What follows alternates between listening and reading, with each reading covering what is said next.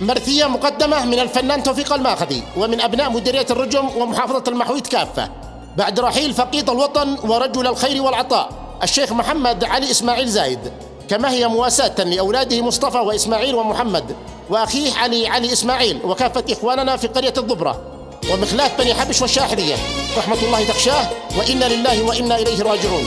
أداء الفنان توفيق الماخذي والمنشد زيد الصعفاني.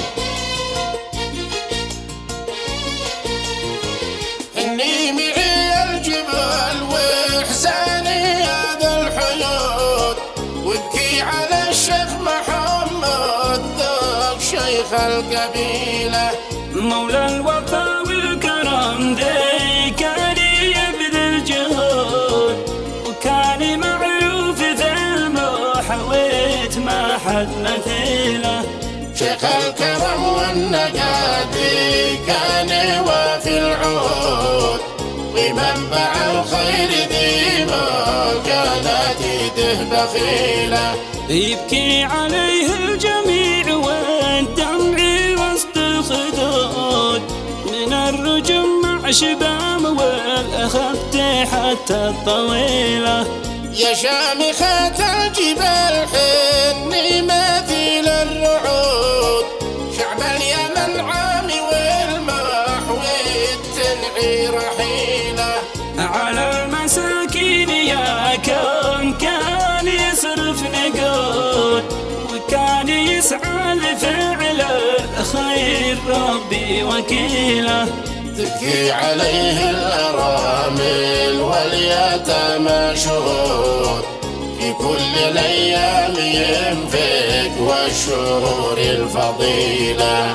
الله بيرحمه في القبر وسط اللحود، لجنة الخلد عند الحوريات الكحيلة.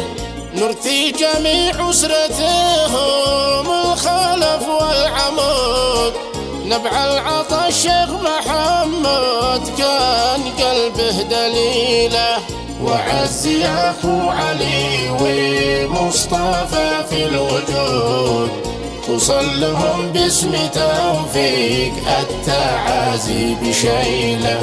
وعزي الابن إسماعيل فلد الكبود، وابنه محمد والأسرة الرجال الأصيلة. والنعم بأولادها الشجعان ثلاثة أسود، ما تقال المثال من كان عنده عويلة. الله يعظم لكم بالأجر رب الوجود، هو أمر رب السماء ما بفي اليد حيلة. والختم صلوا على طه شفيع الحشود، على النبي الهادي المختار مولى الفضيلة، على النبي الهادي المختار مولى الفضيلة.